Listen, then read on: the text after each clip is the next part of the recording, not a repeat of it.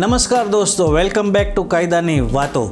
दोस्तों, क्या आपको पता है तलाक के लिए हर धर्म में अलग अलग नियम क्यों हैं? दोस्तों, भारत जैसे विविधता वाले देश में शादी और डिवोर्स जो है वो अलग अलग पर्सनल लॉ के तहत चलते हैं दोस्तों। तो दोस्तों, आज के इस वीडियो में हम समझेंगे हिंदू, मुस्लिम और क्रिश्चियन लॉ में और स्पेशल मैरिज एक्ट में डिवोर्स का प्रोसेस क्या होता है, डिवोर्स के ग्राउंड क्या होते हैं, उसके रिलेटेड जो लैंडमार्क जजमेंट है, जो केस लॉ है, उसको हम आज डिस्कस करेंगे, आसान शब्दों में डिस्कस करेंगे। और डिवोर्स के पिटीशन फाइल करने में कोर्ट का क्या प्रोसेस होता है और कैसे ये सारी प्रोसेस चलती है दोस्तों, इसको आज हम आसान भाषा में समझेंगे और क्लियर करने की कोशिश करेंगे दोस्तों। तो चलिए शुरू करते हैं आज का सफ़र, डिवोर्स लॉ इन इंडिया। दोस्तों, आज का हमारा जो विषय है divorce law in India, part 1 में देखेंगे introduction to divorce law in India. India में जो लॉ है डिवोर्स के रिलेटेड वो कौन कौन से हैं? हिंदू मैरिज एक्ट 1955, ये पहला है। दूसरा है मुस्लिम लॉ, जिसमें शरीयत act, dissolution of Muslim marriage act सब आता है दोस्तों उसमें। Christian marriage act, divorce act 1869। उसके बाद आता है special marriage act 1954, secular law है किसी भी धर्म के लिए। इसमें स्पेशल मैरिज एक्ट के तहत डिवोर्स पिटीशन है वो कोई भी धर्म का लोग जो है वो इसमें कर सकते हैं, सबके लिए ये एक सेक्युलर लॉ है दोस्तों। तो आइए सबसे पहले देखते हैं कि डिवोर्स के ग्राउंड और कैसे अलग अलग धर्मों में ये लागू होता है दोस्तों। डिवोर्स लेने के लिए आपको ग्राउंड बताना पड़ता है कोर्ट में दोस्तों। अगर आपके पास प्रॉपर ग्राउंड नहीं होगा डिवोर्स का, तो कोर्ट जो है वो आपकी डिवोर्स जो पिटीशन है वो रिजेक्ट कर सकती है दोस्तों। तो आज हम समझेंगे कि डिवोर्स के ग्राउंड क्या होते हैं और हर धर्म में वो अलग अलग कैसे लागू होते हैं दोस्तों। पहले समझेंगे हिंदू मैरिज एक्ट 1955, जिसमें सेक्शन 13 जो है 13, उसके तहत डिवोर्स पिटीशन फाइल की जाती है। सेक्शन 13 में डिवोर्स के रिलेटेड प्रोविजंस दिए गए हैं दोस्तों। उसमें जो ग्राउंड है अगर उसकी हम चर्चा करें दोस्तों, तो डिवोर्स के ग्राउंड में जो पहला ग्राउंड आता है वो क्रूअल्टी, मानसिक या शारीरिक, यानी क्रूअल्टी मेंटल और फिजिकल कोई भी हो सकती है। अगर हस्बैंड या वाइफ कोई भी डिवोर्स पिटीशन सेक्शन 13 के तहत कोर्ट में दायर करता है तो उसको क्रूअल्टी दिखानी पड़ती है कि सामने वाला जो पक्ष है वो क्या शारीरिक और मानसिक क्रूरता उसके साथ कर रहा है दोस्तों। अगर ये ग्राउंड होगा तो ही आपकी डिवोर्स पिटीशन जो है वो अलाउ हो सकती है। उसके बाद डेजर्शन पीरियड, 2 साल से ज़्यादा छोड़ देना, यानी डिवोर्स पिटीशन अगर आपको फाइल करनी है तो कम से कम हस्बैंड और वाइफ जो है वो 2 साल से ज़्यादा समय से अलग रह रहे हो तो ही आपकी डिवोर्स पिटीशन कोर्ट जो है वो एक्सेप्ट करेगी दोस्तों। उसके बाद तीसरा ग्राउंड है कन्वर्सेशन टू अनदर रिलीजन, यानी अगर किसी दूसरे धर्म में आपका कन्वर्सेशन हुआ है, ये भी एक ग्राउंड है। चौथा है unsoundness of mind, mental disorder. अगर हस्बैंड या वाइफ दोनों में से कोई अनसाउंड हो जाता है, मेंटल डिसऑर्डर होता है, तो ये भी एक ग्राउंड हो सकता है डिवोर्स लेने का दोस्तों। 5वां है लेप्रोसी, अब हट चुका है लेकिन पहले ग्राउंड ये था, अब हट चुका है दोस्तों लेप्रोसी। 6ठा है वेनरल डिसीज, HIV आदि, यानी कोई ऐसा रोग है जो मिट नहीं सकता, असाध्य रोग हो, जैसे HIV एड्स होता है, या ऐसा रोग दो हस्बैंड या वाइफ में दोनों में से किसी एक को हो गया है कि अगर वो उसके साथ रहेंगे तो वो दूसरे को भी हो सकता है, तो ये भी ग्राउंड है, वो डिवोर्स का ग्राउंड बन सकता है दोस्तों।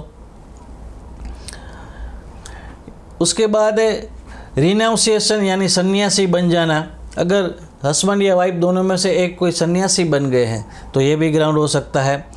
Not heard alive for 7 years, यानी हस्बैंड या वाइफ दोनों में से एक 7 साल से उसकी कोई खबर अंतर नहीं मिली है, वो कहाँ पे है किसी को कुछ पता नहीं है, वो जिंदा है या मर गया है वो भी पता नहीं है या मर गई है, तो ऐसे ग्राउंड के तहत भी डिवोर्स पिटीशन फाइल की जाती है। उसका टाइम पीरियड है 7 ईयर्स।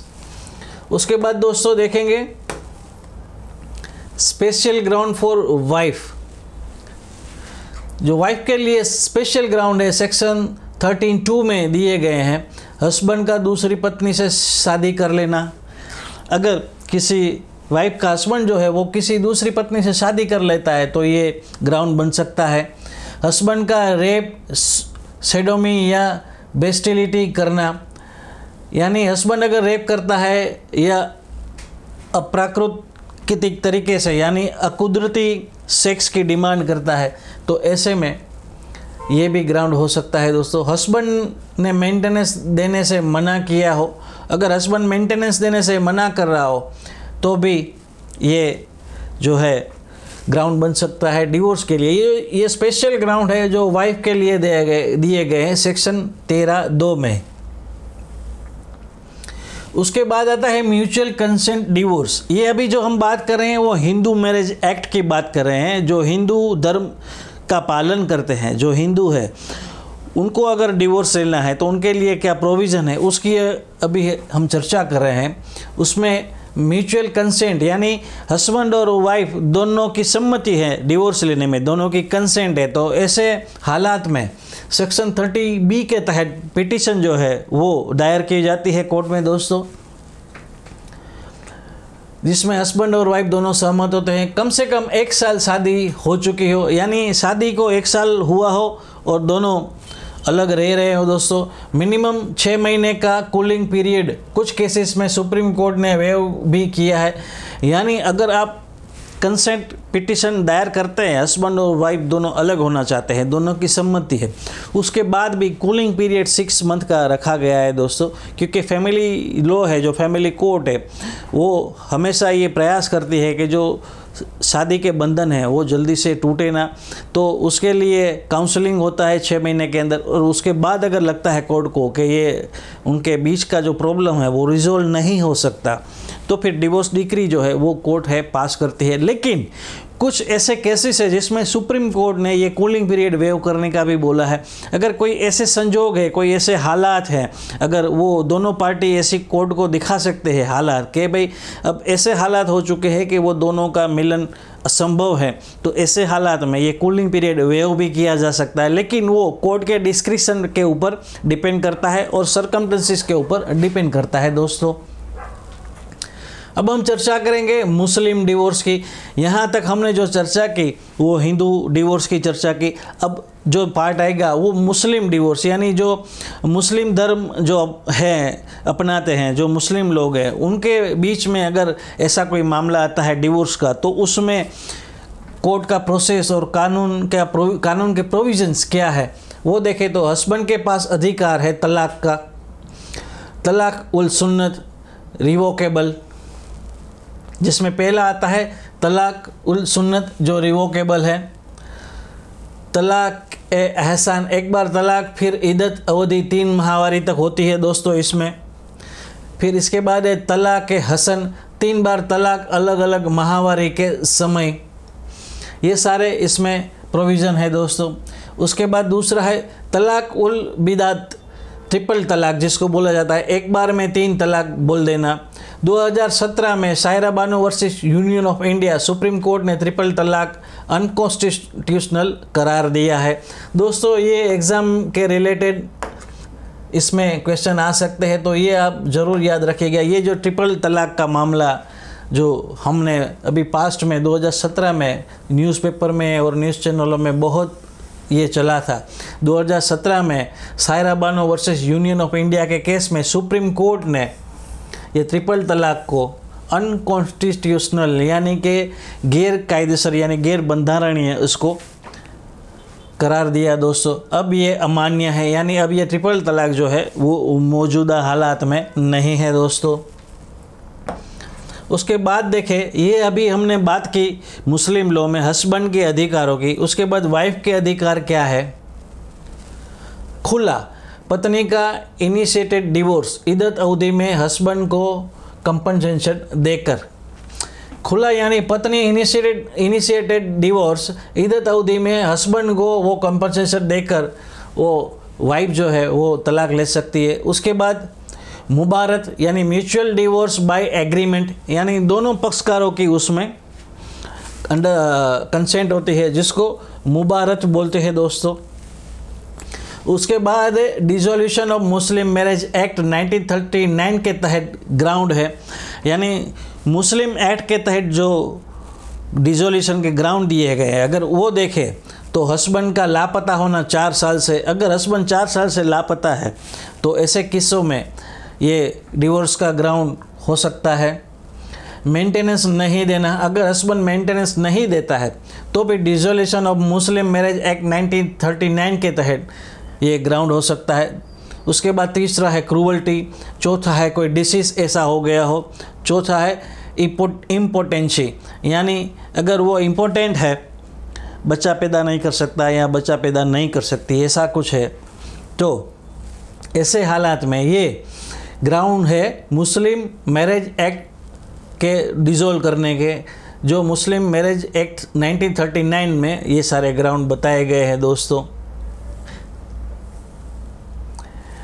तो हमने अभी तक जो चर्चा की वो हिंदू मैरिज एक्ट में डिवोर्स कैसे होता है, उसमें पत्नी के अधिकार क्या है, पति के क्या है, क्या ग्राउंड्स हो सकते हैं, उसकी चर्चा की। उसके बाद हमने मुस्लिम लॉ की चर्चा की, जिसमें पति और पत्नी दोनों के अधिकारों की बात की हमने। अब हम बात करेंगे Christian divorce. Christian divorce act 1869 में वो बना था दोस्तों। ग्राउंड फॉर डिवोर्स, अगर क्रिश्चियन कम्युनिटी का कोई व्यक्ति है, हस्बैंड या वाइफ, अगर उसको डिवोर्स चाहिए तो उसमें क्या क्या ग्राउंड डिवोर्स के हो सकते हैं। एक तो एडल्टरी, दूसरा conversation from Christianity, unsoundness of mind, desertion 2 साल से ज़्यादा, cruelty, venerable disease, leprosy, not heard alive for 7 years। पहला ग्राउंड है एडल्टरी, दूसरा है कन्वर्सन फ्रॉम क्रिश्चियनिटी, यानी क्रिश्चियनिटी से कन्वर्ट हो गए हैं। अनसाउंडनेस, अगर पागल हो गया है कोई पति या पत्नी दोनों में से कोई, 2 साल से ज़्यादा वो अलग अलग रह रहे हैं तो ग्राउंड हो सकता है। क्रूअल्टी, यानी दोनों में से कोई एक दूसरे के ऊपर कोई क्रूअल्टी कर रहे हैं, वो फिजिकल भी हो सकती है, मेंटल भी हो सकती है। और दूसरा कोई ऐसा डिसीज़ है जो अभी हमने पहले चर्चा की थी, नॉट हर्ड अलाइव 7 years, यानी 7 साल से उसका हस्बैंड हो या पत्नी हो, 7 साल से अगर उसका कोई अता पता ना हो, वो जिंदा है, मर गई या मर गया, कुछ अता पता ना हो, तो ये भी डिवोर्स का ग्राउंड हो सकता है। ये हम क्रिश्चियन डिवोर्स के ग्राउंड की बात कर रहे हैं दोस्तों। उसके बाद उसमें म्यूचुअल कंसेंट से भी डिवोर्स होता है, जिसमें हस्बैंड वाइफ दोनों जॉइंटली एप्लीकेशन दे सकते हैं। उसके बाद देखेंगे स्पेशल मैरिज एक्ट 1954। अभी जो हमने चर्चा की वो हिंदू, मुस्लिम और क्रिश्चियन, ये 3 कम्युनिटी की चर्चा की, जिसमें डिवोर्स कैसे होता है, क्या ग्राउंड होते हैं। अब हम चर्चा करेंगे स्पेशल मैरिज एक्ट 1954, यानी ये सेक्युलर लॉ है। इसमें कोई भी धर्म का आदमी या औरत हो वो डिवोर्स के लिए जा सकते हैं दोस्तों। ये सेक्युलर लॉ है, किसी भी धर्म के लोग इस एक्ट के तहत शादी कर सकते हैं। डिवोर्स ग्राउंड ऑलमोस्ट वही है जैसे Hindu marriage act, cruelty, desertion, unsoundness, conversation आदि। म्यूचुअल कंसेंट से भी डिवोर्स भी अवेलेबल है इसमें दोस्तों। इंटर रिलीजन मैरिज ज़्यादातर इसी के तहत होती है दोस्तों। जो इंटर रिलीजन मैरिज होती है वो स्पेशल मैरिज एक्ट के तहत ही ज़्यादातर होती है दोस्तों।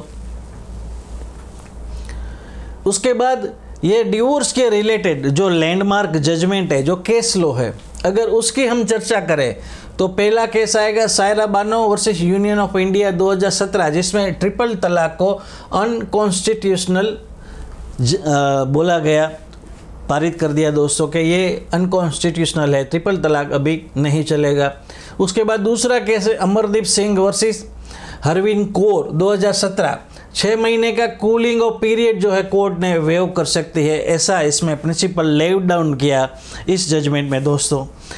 अमरदीप सिंह वर्सेस हरविंद कौर 2017, 6 महीने का कूलिंग पीरियड कोर्ट वेव कर सकती है, वो कोर्ट के ऊपर है दोस्तों। यानी जो हमने पहले चर्चा की कि अगर कंसेंट से कोई डिवोर्स पिटीशन फाइल करता है तो उसमें 6 महीने का जो कूलिंग पीरियड होता है वो वेव हो सकता है, ऐसा कोर्ट ने इस जजमेंट में कहा है दोस्तों। उसके बाद Naveen Kohli versus Neelu Kohli 2006, irretrievable breakdown of marriage को भी डिवोर्स का ग्राउंड माना जाएगा। यानी कि दोनों पार्टी यानी हस्बैंड और वाइफ दोनों पक्षकार में ऐसे अगर प्रॉब्लम्स खड़े हो गए हैं कि वो रिजॉल्व नहीं हो सकते, तो ऐसे मामलों में डिवोर्स है वो हो सकता है दोस्तों। उसके बाद अगर देखें Joseph shine versus union of India 2018, adultery अब क्राइम नहीं है लेकिन डिवोर्स का ग्राउंड है। उसमें अगर एडल्टरी है वो अभी क्राइम नहीं माना जाता, वो सुप्रीम कोर्ट ने बोल दिया है आगे, लेकिन डिवोर्स के लिए वो ग्राउंड अभी भी है दोस्तों। अगर हस्बैंड या वाइफ दोनों में से कोई एडल्टरी है या इस तरह की लाइफ जी रहे हैं तो डिवोर्स का ग्राउंड बन सकता है दोस्तों। उसके बाद देखेंगे simplified divorce process in family court. Family court में डिवोर्स प्रोसेस को सिंप्लीफाई कैसे किया जाए उसके हम टिप्स यहाँ देखेंगे। पिटीशन दाखिल करना, हस्बैंड वाइफ ग्राउंड्स लिखकर फैमिली कोर्ट में जा सकते हैं दोस्तों। उसके लिए काउंसिल आपको करना पड़ेगा। नोटिस जारी, दूसरे पक्ष को बुलाया जाता है। पहले क्या होता है, पिटीशन दाखिल होती है दोस्तों, हस्बैंड और वाइफ दोनों ग्राउंड लिखकर फैमिली कोर्ट में पिटीशन दाखिल करते हैं, फिर नोटिस जारी कर दूसरे पक्ष को बुलाया जाता है। अगर कंसेंट पिटीशन नहीं है, किसी एक पार्टी ने की है, तो वो नोटिस जारी किया जाता है। उसके बाद एविडेंस एंड आर्ग्यूमेंट, दोनों पक्ष अपने अपने डॉक्यूमेंट्स और गवाह पेश करते हैं दोस्तों, ये तीसरा स्टेज होता है। उसके बाद चौथा होता है रिकाउंसिलेशन का प्रयास, यानी कोर्ट पहले मैरिज बचाने की कोशिश करेगी, उसके लिए काउंसिलिंग करेगी, दोनों पार्टियों को समझाएगी। अगर दोनों के डिस्प्यूट रिजोल्व हो सकते हैं, मैरिज बच सकते हैं, तो कोर्ट पहले वो ट्राई करेगी दोस्तों। फिर पांचवा स्टेप आएगा जजमेंट एंड डिक्री। अगर ग्राउंड साबित हो तो डिवोर्स है वो ग्रांटेड हो सकते हैं दोस्तों। अगर जो ग्राउंड बताए गए हैं डिवोर्स के पिटीशन में अगर वो प्रूव हो जाते हैं तो डिवोर्स ग्रांट हो सकता है। छठा mutual consent divorce joint petition, फिर भी 6 महीने का दूसरा मोशन फाइनल डिक्री के लिए, जो पहले हमने चर्चा की। अगर कंसेंट डिवोर्स पिटीशन है तो 6 महीने का कूलिंग पीरियड उसमें होता है दोस्तों। तो ये एक सिंपल प्रोसेस है कोर्ट का। फिर से मैं दोहरा देता हूँ। फर्स्ट स्टेप आता है पिटीशन दाखिल होती है, उसके बाद नोटिस जारी किया जाता है, दूसरे पक्ष को बुलाया जाता है, फिर एविडेंस और आर्ग्यूमेंट देते हैं, दोनों पक्ष अपने अपने डॉक्यूमेंट और गवाह कोर्ट में पेश करते हैं। रिकाउंसिलेशन का प्रयास होता है, यानी कोर्ट जो है वो मैरिज बचाने का प्रयास करेगी। उसके बाद जजमेंट और डिक्री आएगी, यानी अगर ग्राउंड साबित हो जाते हैं तो डिवोर्स है वो ग्रांट हो सकता है। और म्यूचुअल कंसेंट डिवोर्स जो जॉइंट पिटीशन होती है दोस्तों, तो ये एक सिंप्लीफाइड प्रोसेस है। अगर प्रैक्टिकल इंसाइट्स देखें तो डिवोर्स हमेशा आसान नहीं होता, लेकिन म्यूचुअल कंसेंट सबसे कम से कम समय लेने वाला होता है दोस्तों। फैमिली कोर्ट का उद्देश्य सिर्फ सेपरेशन नहीं बल्कि फेयर सेटलमेंट होता है, यानी फैमिली कोर्ट जो है वो सिर्फ सेपरेशन के ऊपर जोर नहीं देते, लेकिन फेयर सेटलमेंट हो, दोनों को न्याय मिले दोस्तों। मेंटेनेंस, चाइल्ड कस्टडी और प्रॉपर्टी राइट्स भी साथ साथ में डिसाइड होते हैं इसमें दोस्तों। ये सारी बातें अभी मैंने आपको एक आसान भाषा में और आसान लैंग्वेज में समझाने की कोशिश की कि डिवोर्स लॉ है वो भारत में उसके कानून क्या है, उसका प्रोसेस क्या होता है, डिवोर्स के ग्राउंड्स क्या होने चाहिए, हिंदू में क्या होने चाहिए, मुस्लिम में क्या, क्रिश्चियन में क्या, स्पेशल मैरिज एक्ट के तहत क्या ग्राउंड होने चाहिए, ये सारी चर्चा हमने की। उसके रिलेटेड जो केस लॉज हैं, जो अभी तक के अच्छे अच्छे लैंडमार्क जजमेंट है, उसकी ब्रीफ देने की मैंने कोशिश की दोस्तों। अगर आपको ये वीडियो अच्छा लगा हो तो अपने दोस्तों के साथ ज़रूर शेयर कीजिए, सब्सक्राइब कीजिए इस चैनल को और बेल आइकॉन दबाइए दोस्तों, और लाइक ज़रूर कीजिएगा। और हाँ, डिस्क्रिप्शन में ये जो सारे केस लो है, जो लैंडमार्क जजमेंट है, उसकी लिंक भी दी गई है दोस्तों, आप वहाँ से उसको पढ़ सकते हैं, डाउनलोड कर सकते हैं दोस्तों। नेक्स्ट वीडियो में जल्द ही मिलूँगा नए एपिसोड में नए सब्जेक्ट के साथ। तब तक के लिए मुझे आज्ञा दीजिए, अपना बहुत ख्याल रखिएगा। टेक केयर, जय हिंद।